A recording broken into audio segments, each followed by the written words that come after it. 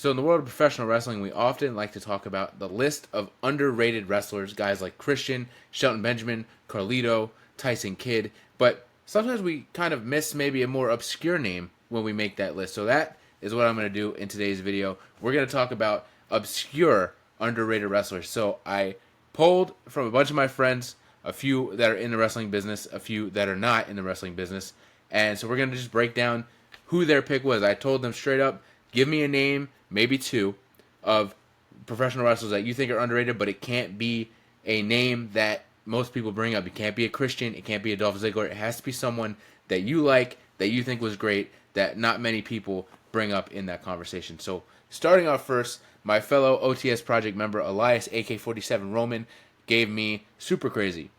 I wholeheartedly agree. I think Super Crazy was awesome. Now, I grew up kind of in the Ruthless Aggression era, so I didn't get to see, as a kid, much of Super Crazy's ECW run, but I did get to see him in WWE, and that's probably where he got maybe his most notoriety, but definitely not his most successful run, as he was a part of the Mexicools, which to me as a kid was cool, but looking back was obviously very problematic and not that great. I don't think even as a kid, I don't think I thought it was cool because they were riding lawnmowers. I think they were just cool in general. Him, Psychosis, and Juventud for that short amount of time, I thought they were just cool in general, not so much their gimmick. But looking back at his stuff in ECW and everything else that he's done, definitely a person that is very underrated and not a lot of people talk about for sure. So I agree, Super Crazy, he's definitely on the list. I agree. So coming in next, I asked my friend, the Captain Aranova, maybe my arch enemy actually. I asked Aranova who he would put in that spot, and he gave me a very obscure name. Not, well, I wouldn't say obscure in a bad way, but definitely someone that not a lot of people would say. He gave me Primo Cologne. Again, I agree. At one point, Primo and Epico were my favorite tag team in the world. When they were tag team champions, I thought they were so cool with Rosa Mendez as their manager. I was a kid, kind of like a tween at that point. I thought Air Boom was cool, but I really, really enjoyed Primo and Epico. Yeah, I always thought him and Epico both deserved a lot more than they got. They really only got that one tag title run, but they were in WWE for a very long time. Yeah, I would wholeheartedly agree. Primo and Epico, I would also put on that list of obscure, kind of underrated wrestlers that not many people talk about. I think they definitely deserve a little bit more than they actually got. So coming up next, I asked my friend, my former stablemate, the Queen Pin Katalina Perez, who she would put in her position there in the obscure kind of underrated wrestler. She gave me Eve Torres. This is the only female we have on the list, so I appreciate that she gave me a female name. Yeah, I again agree. I feel like she's not too obscure. I feel like people do remember her and do talk about her a good amount, but yeah, I think for sure she was definitely underrated. I think she definitely had some good stuff when she had that Divas title. The program with Zack Ryder, although was goofy, it was entertaining, and she did play her part very well. I think for sure. I wish she would have wrestled a little bit longer. I wish she was still wrestling. Honestly, she was great. I feel like if she wrestled longer, she probably would have gotten more out of professional wrestling rather than just the. I think she had the Divas title for a few reigns, but in general, yeah, I wish she would have wrestled a little bit longer. Maybe would have been around more in the women's evolution, and I think if she was around during stuff like that, she probably would have gotten a lot more. And that's someone I wish would show up. We haven't seen Eve Torres, I don't believe, in really like a Royal Rumble spot or even like a real guest spot. I know she has some sort of Legends contract because I see she's in the games and whatnot. But yeah, I wish she would come back. I wish she would do a little bit more maybe. And yeah, I agree. I agree, Miss Queenpin. I agree. Eve Torres definitely makes it on the list. The next friend I have on my list that I pulled is one half of Task Force, Mr. Mikey Spandex himself, and he gave me Finley, another one that I don't know if people really talk about him too much when it comes to the underrated discussion, but wholeheartedly agree that Finley should be on this list. Not only was he a great wrestler from whether you know him in WCW or you saw him in WWE, where I saw him because I was growing up at the time, was great. I thought when he was a heel, he was a great heel, and he actually made sense and was very menacing as a heel. But then when he was a babyface with Hornswoggle, I also thought he was a great babyface. I think more so it was on Hornswoggle that kind of got them the pop and whatnot, but he was still great. I loved the angle with Although, again, it may be a little goofy and not for everybody, but as a kid, I loved the angle of the Hornswoggle illegitimate son thing. And when you look at that, Finley played the role of, like, the concerned father very well. He protected Hornswoggle and whatnot, and I think that helped him as a babyface. So his time in WWE, for sure, I think definitely underrated. But even looking kind of outside of his in-ring work, he has, for years, helped train the women's wrestlers. Not many people may know that, but he's been in WWE for years. Even when he's not wrestling, he's still there, I believe, to this day. I think he more so works in the Performance Center. It may have been someone that Mikey Spandex worked with, I'm sure, during his time in WWE. But yeah, he, for years, even before he was really wrestling, in 2003 and stuff like that, he was still with the company, and he was constantly helping the younger talent, especially the women. He was kind of giving like classes before SmackDowns and stuff to help girls like Tori Wilson kind of get better in the ring, and he's still doing that. So I think that also helps in general put him on that list of not only an underrated in-ring talent, but an underrated kind of mind of the business that for years he's helped professional wrestling with helping the women's wrestlers get better in the ring and kind of improve their work. So I think that kind of doubly puts him on this list. Next on the list from my friend Noah Vale, they gave me Mikey Whipwreck. Now this is awesome. This is a pick that really I didn't know much about until, ironically, like I think it was 2K16 when he was in the game because of the Stone Cold Showcase. Once I had heard of the name, but I didn't really know much of Mikey Whipwreck. But I kind of did a little bit more research, and Mikey Whipwreck was awesome. More so too, I don't know if too many people know, but I believe he also helped train people similar to Finley, where he trained people like Zack Ryder, Kurt Hawkins, Trent Beretta, I believe, at a school in New York. So I think that also helps, where he helped, kind of develop some pretty prominent stars over the past 10, 20 years.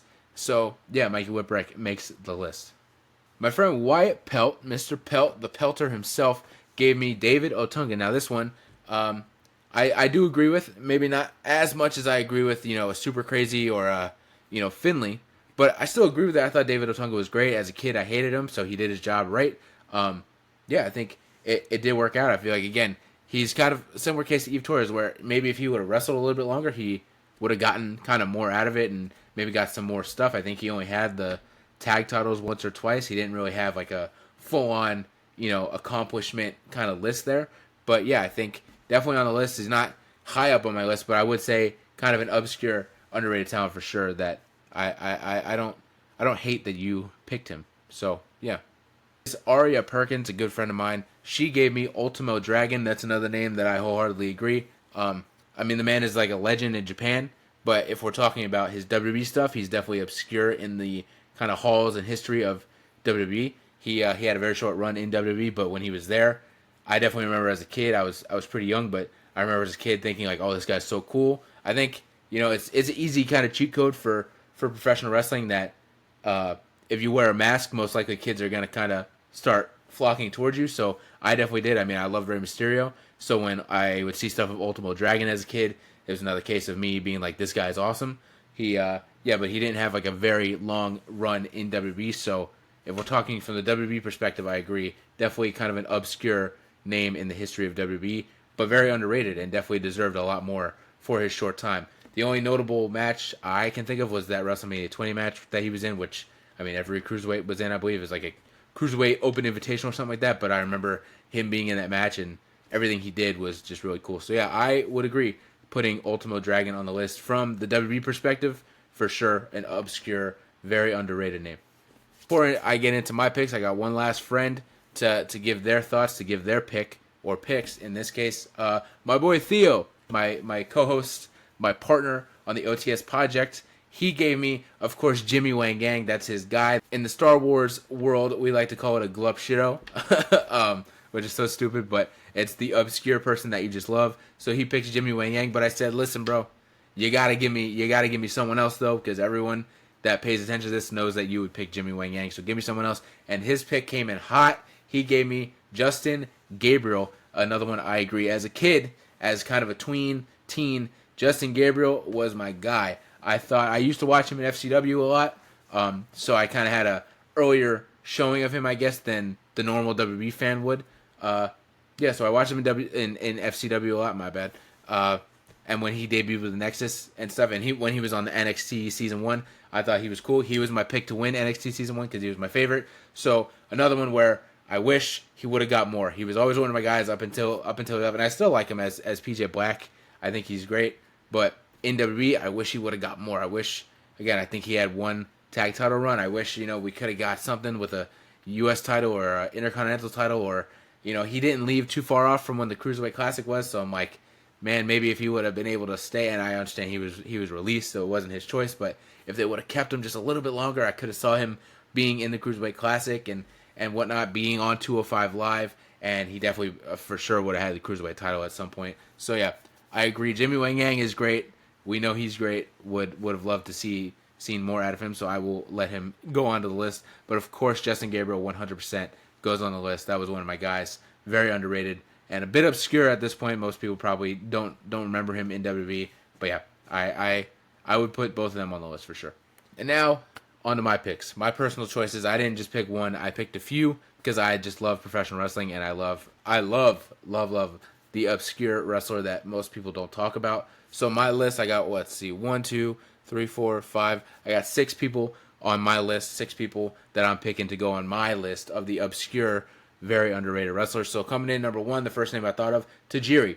Another guy who's like a legend in Japan. He's still going, but in WWE, he had such great stuff. He had such great matches. I mean, WWE just recently on their Vault thing, I believe just posted a match between him and Triple H, which is so random, but it happened, I believe, on a live event in Japan, so it makes a little bit more sense.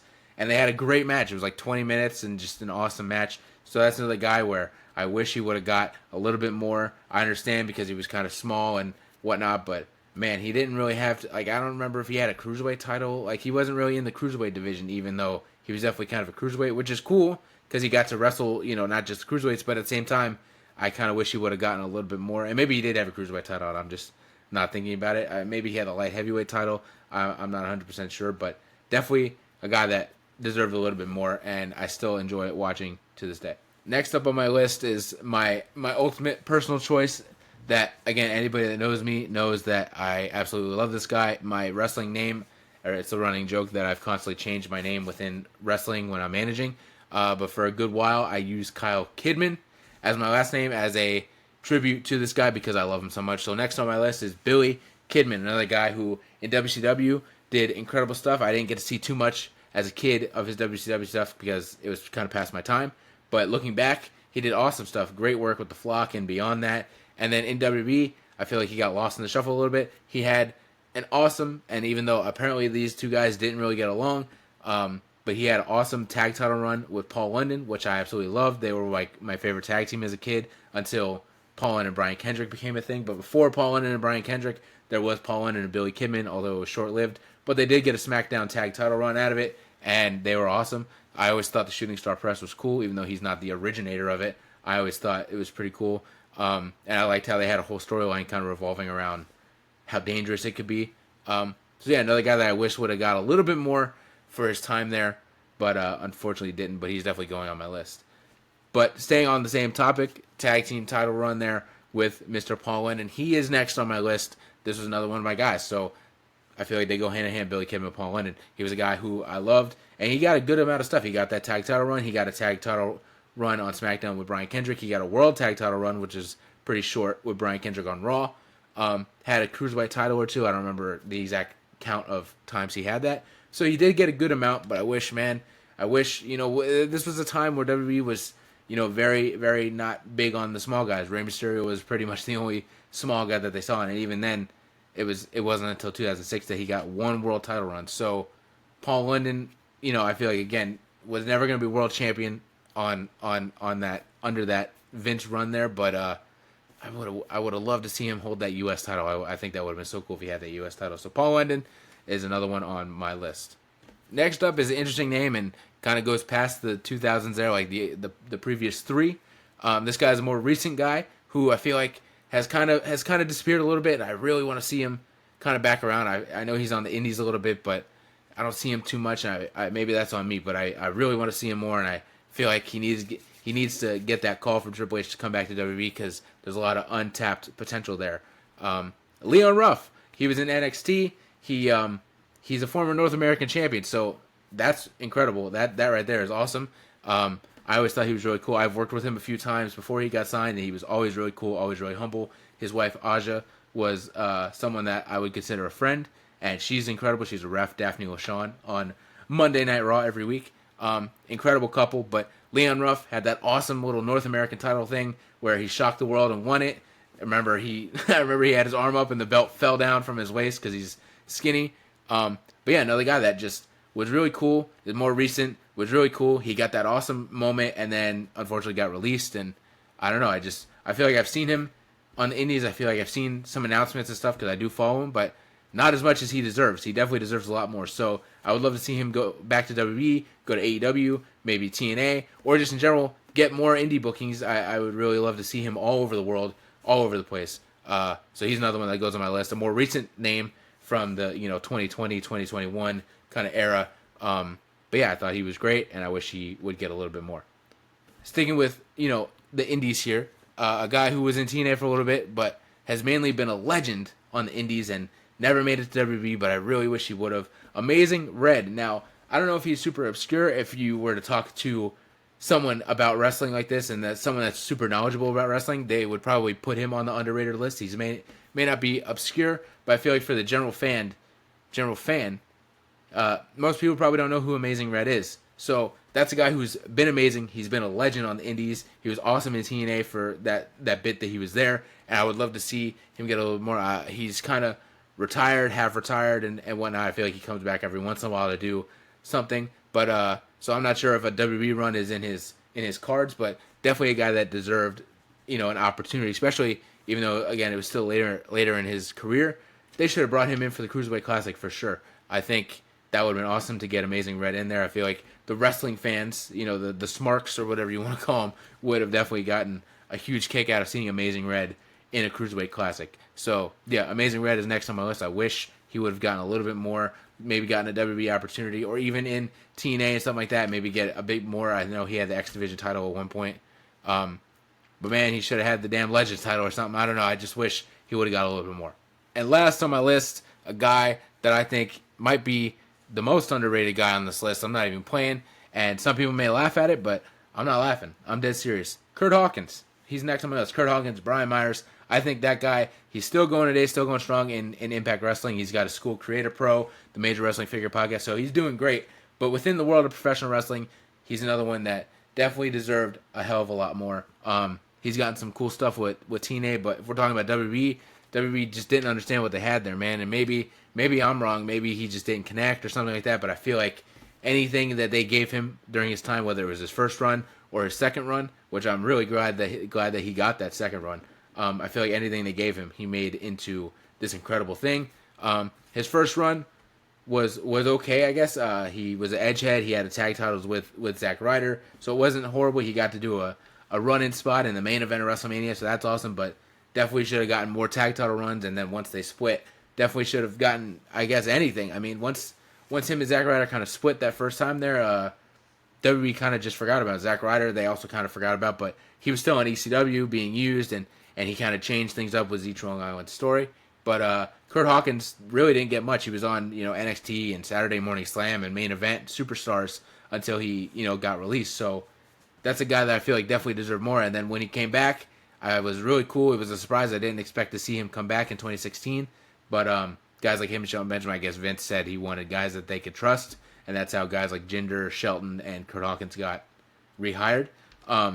Yeah, I thought it was cool. I was surprised. I was really happy because I love him.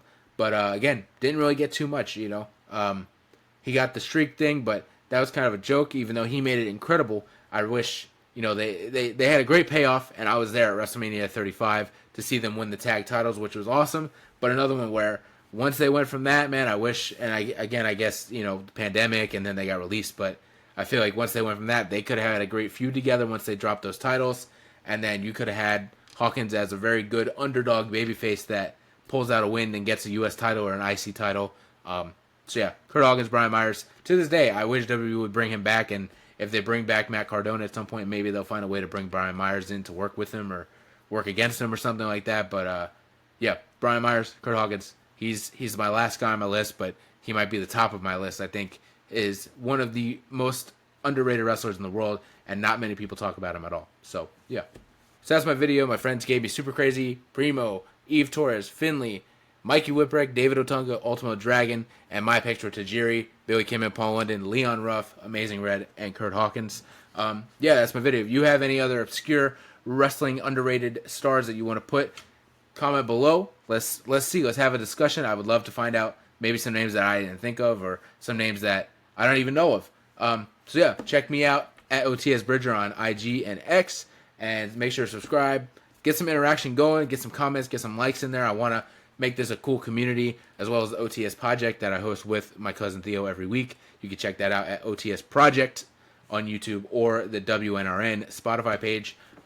We just want to build up a community, whether it's through my channel or through the podcast. We want to build up a community of wrestling fans, of Star Wars fans, of Marvel fans, things like that. Just fans of nerdy, pop culture, awesome, cool stuff. We want to build up a community and things like that. So yeah, make sure to follow us and get some interaction going for me. Appreciate you. I'll see you in the next video.